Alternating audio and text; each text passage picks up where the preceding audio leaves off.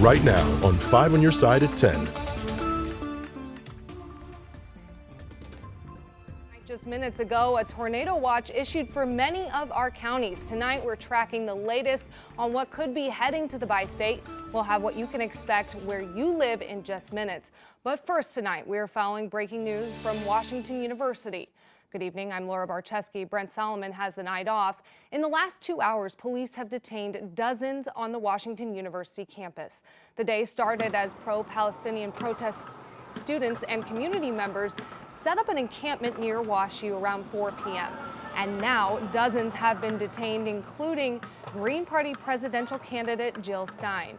One of the organizers of these protests was Resist WashU. They've been sharing updates all night, and here's a look at their Instagram page where you can see students being put into handcuffs. Resist WashU also told 5 on Your Side they've been busy assisting those who were detained. They shared these images when things began to escalate. 5 on Your Side's Annie Krall has been out there since this protest started. She is at the campus now. Annie, what can you tell us? What's happening right now?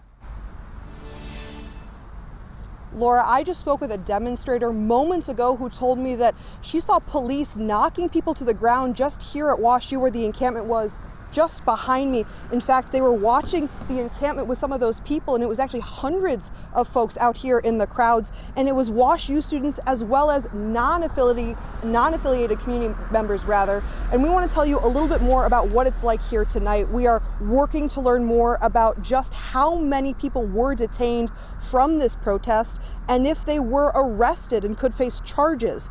However, the St. Louis Metropolitan Police tell us they are currently at this moment, their engagement was stopped at the campus line and they were not involved in any arrests. We do know that St. Louis County Police as well as Washington University Police were both on campus during the demonstrations. It is a quiet night now here at 10 o'clock, but police are still on the scene. Protesters tell me they are angry at how they said the peaceful protest was handled, with about 20 people being detained with zip ties for being present, they tell me. They also said that police warned them to get off the grass, which many did, but then they followed them to the sidewalk where police were then in altercations. As they told me, they continued. Demonstrators wanting to keep their names private and face hidden for safety after what they saw.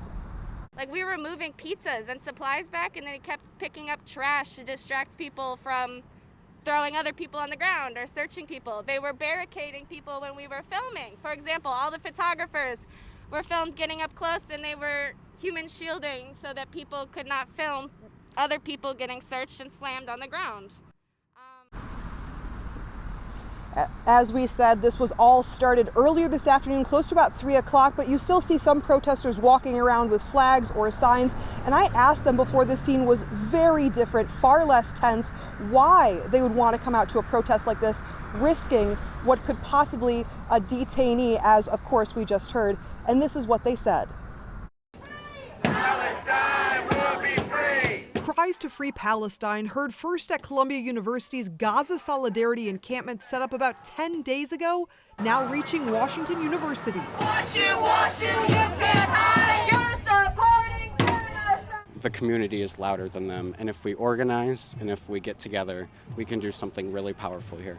Demonstrators in the WashU Student Union demand the college cut ties with Boeing, such as in-person or virtual job recruitment. It's documented that Boeing supplies a good amount of arms and weaponry and fighter jets to the Israeli military. They are complicit in what is going on. Nida Moutan has family in Gaza and in the West Bank, saying she and fellow protesters will stay in this encampment all weekend, taking shifts if needed to meet their demands. The police are massing, ready to arrest students at Washington University for putting tents on the ground. I don't understand how that's a crime to put tents on the ground, or why it warrants just massive police repression, which is, I don't know whether they're going to go through with it, but they are massing. They are ready. They got the zip ties. They're ready. There are people who don't have the choice on whether their life is risked over this or not. And if all I have to risk is maybe sitting in a cell for a minute to help that, I will. One protester didn't want to share their name but beat the drum anyway for Palestine. What's happening at other colleges, students getting detained, people getting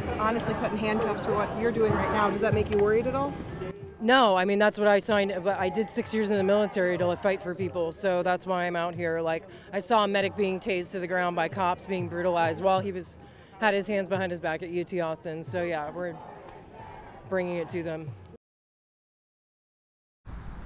We will continue to ask questions about what led to those potential detentions. And of course, after all of this, how is this going to impact WashU students as they take finals, have commencement coming up, and of course, go home for the rest of the summer? Reporting live at WashU, Annie Krall, 5 on your side.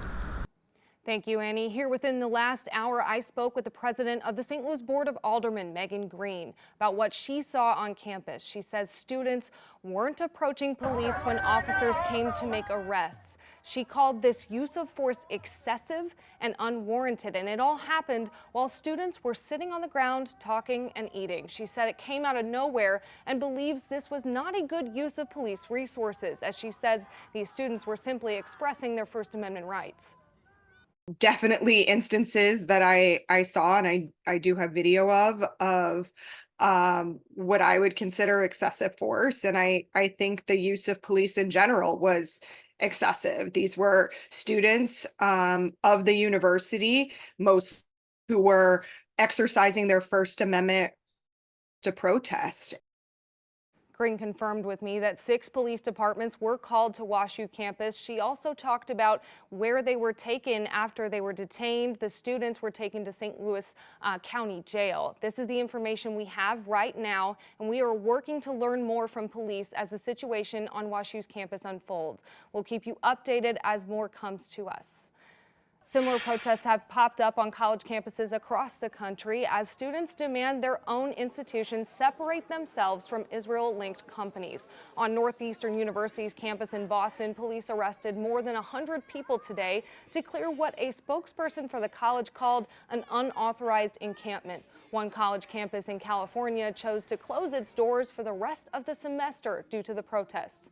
Many critics question the motives behind these demonstrations, while others say college campus protests are nothing new. It seems like everybody has drunk the Kool-Aid here and across the U.S., specifically at college institutions. So universities have always historically been a place of free speech and freedom of expression. We think back to the Vietnam War and how students during that time would protest the Vietnam War on their own university campuses, and we believe that we are living through something similar. While some universities moved to shut down encampments due to concerns of anti-Semitic activity, many students vowed to keep their demonstrations going. Well, we've had some rain here and there today, but the real storms look like they're just around the corner for us. We have some watches that we need to get straight over to Weather First meteorologist Gary Frank. Gary. Yeah, good evening, Laura. We've been talking about the possibility of storms tomorrow, and we watched the storms out to the west, but just some of the recent things that have been going on out west with those storms and how they continue to strengthen has prompted the Storm Prediction Center and the National Weather Service to issue a tornado watch. So we are in storm alert, and I want to show you some of those areas that are impacted. It's really along I-44 north right now. You'll see this line of storms as it continues to work its way closer to us. There are 2 tornado warnings, and while it is moving extremely slow, that's all part of this tornado watch that's in place from now through 4 a.m.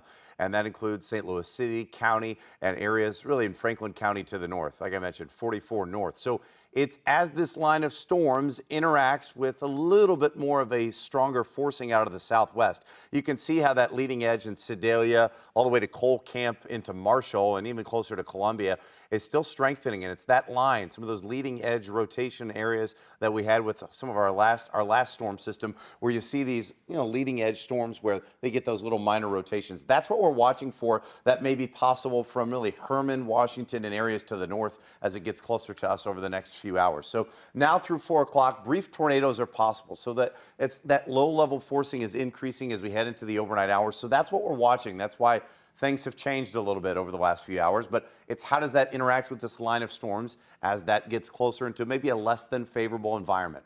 That's what we're monitoring. Right now, it's quiet outside at the airport. Temperatures remain almost identical to where they were earlier, and I do expect that we still have an additional severe threat tomorrow.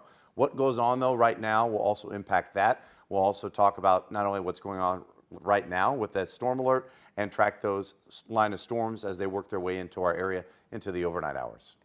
Gary, thank you. Right now, we're trying to learn more about a triple shooting that happened just hours ago in North St. Louis City. Officers responded to Bremen and Bissell at around 5:30. That's in St. Louis's College Hill neighborhood.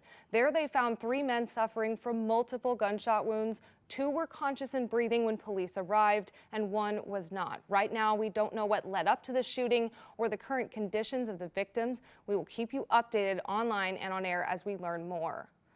Today, a car crash left a gaping hole in Gus's pretzel shop. The pretzel business has been a St. Louis staple for nearly 100 years. Right now, we don't know what led up to that crash or if anyone was hurt. And again, we will keep you updated as we continue to learn more. In the basement of Ward Chapel AME Church in Florissant today, a meeting to discuss what to do about Coldwater Creek. Since the 1940s, the waterways carried radioactive waste through North St. Louis County. Many at the meeting lost loved ones to health complications caused by the contamination. Many felt like they've been swept under the rug. Just Moms STL and elected officials were there to answer questions about the problem and the delays on the Radiation Exposure Compensation Act as residents seek relief. Where exactly is the contamination? Want to share their stories about their health, what's happened to them, their families. When's it going to be cleaned up? What we're hearing is the cost, and what is the cost to someone's lives here? Legislators are looking to get the compensation fund passed in Congress before it expires in June. While it has passed in the Senate, it still faces those hurdles in the House. We'll be right back after this.